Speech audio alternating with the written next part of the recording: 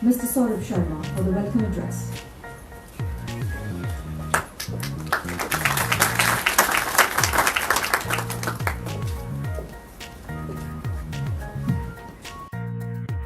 Good morning, everyone.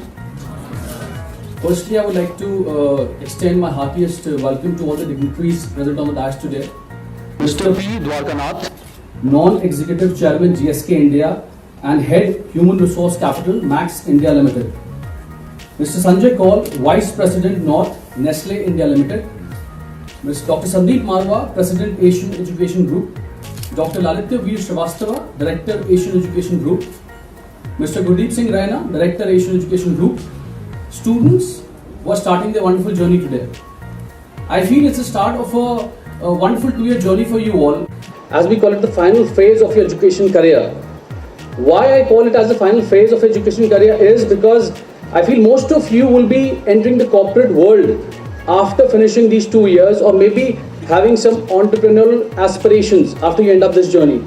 So I firstly wish you all that may this 2-year journey of yours be really successful. Also, I would also say that you people are very lucky to be a part of Asian Education Group, because Asian Education Group is a educational center which specializes in global education and gives an international edge to its students. It's not just for the ABS students like you, for which we have tied up with the Oxford Business College at UK, under which you also get to study international business along with your core specializations. But then you also happen to travel to Oxford and London, which is a life-changing experience. Recently, you'll be happy to know that we have tied up with University of Southern California, which is in Los Angeles, and it's amongst the top 10 universities of the world. And that we have tied up with for the BBA and BCA program. And latest is that we have tied up with the University of Cape Town for the law programs. So if you talk about it, covering 3 continents, and it's totally become global. So I would say it's for you students to now reap the benefits out of this exposure which this particular group is trying to give you. I'm not trying to today tell you something which you'll obviously learn in your classes, and obviously we'll get a lot of time to meet, but then I'll just focus upon 2 basic points. Begins with a question that how many of you have a goal of achieving success in life? Raise your hand. I think most of you. How many of you want to be happy and rich as well in your life? Most of you. But let me tell you, these are not goals. These are just wishes. And wishes may come true or may not come true. You have to be more specific. Why do we feel that we don't achieve many things in our life? We blame circumstances or situations at times.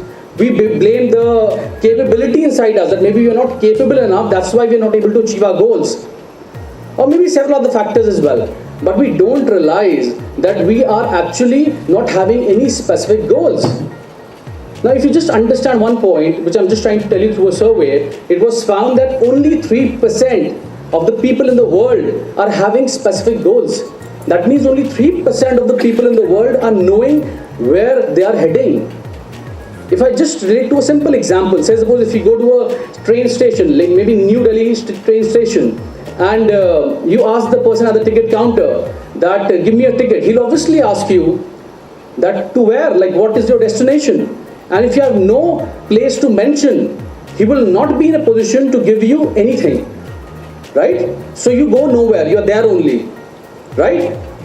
Even if I further extend it, say suppose if you travel to Chandigarh, say suppose a 250-kilometer journey, so you are specifying it, you know that okay, I'll be booking my Uber at my home at 6 a.m. I have to reach the station at 7 a.m. I have to board the train at 7:20. I have to go to this particular platform. I have to go to this particular coach. This is my seat number. You are so specific for a 250-kilometer journey. Life is such a big journey and you have no specifications for that. Maybe some of you have, but I know most of you don't. Even I didn't have at certain stage in my life. Somebody plans to construct a house. Even before buying a land or even before beginning the construction, you appoint architecture, you have a designer, you think of the furniture, the texture, the wall, the paint. So many things, it's just a house. Are you designing your life? Do you have an architectural plan for your life? No. And then we blame ourselves that we are going nowhere. It's just like, say, suppose playing a football match without a goalpost. You don't even know how do we win because you can't score. So this is not a ground wherein you've come to play football. You will only be able to achieve something if you visit your faculty members, if you are in touch with your placement heads, because unless and until you specify your expectation, what you want to achieve out of those 2 years, please just don't sit and wait that the task which was to be done by you was to come into a college and you have done that. No, it is your life. Unless and until you are specific about it, nobody would be. They will take the efforts, academic department including us will take all the pains, but then you have to take the initiative from your end as well. It's very, very important. So just having a goal of becoming successful, happy and rich, I would say it's not a goal, it's a wish. You have to be more specific, and the goals have to be challenging. If you're not afraid to think of your goals, you should ideally not be able to sleep with your goals. That is what goals are. So firstly, I would urge you to have certain goals from this day, or maybe think over it over the next week, 10 days, 15 days, discuss with your parents, family, colleagues, peers, whosoever. Jot those down. Keep it at a place which you can read every day, maybe as a screensaver on your phone. And when you look at it every day, trust me, your focus will be aligned towards that only. Second point and the last point I want to make is that the habit of reading. I feel that most of us, if we're given an option to watch a movie after this, would prefer to do that rather than reading a book over here or having a book reading session. You'll start yawning, right? I'm talking about course books. So the point is, somehow, again, it's a study that majority of the top-notch CEOs and people who have actually done something in the management sector or any sphere of life are those people who are into reading. They read maybe 5 to 6 books in 10 to 12 days, I would say. I would even quote an example of a very prominent person, the former President of America, Barack Obama, one of the most powerful people at his time, obviously, the President of America. He enrolled his 2 daughters into a course, which is a 3-month course in how to read a book fast. And the purpose is not just to inculcate the habit of reading in them, but to ensure that they are not just reading, but reading fast and covering up more. That is the importance of reading.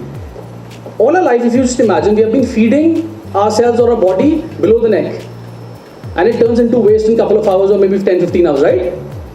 I would urge you to feed yourself above the neck. Condition your mind. It's very important. And if you do that, trust me, in the next 2 years, you will see a huge transformation in yourself. I would lastly say, give a huge round of applause for yourself first for beginning this journey. And I welcome you all to Asian Business School. We assure you that the quality of education, learning, teaching, whatever you expect from us, we'll be leaving no stone unturned to give you that, okay? Thank you so much.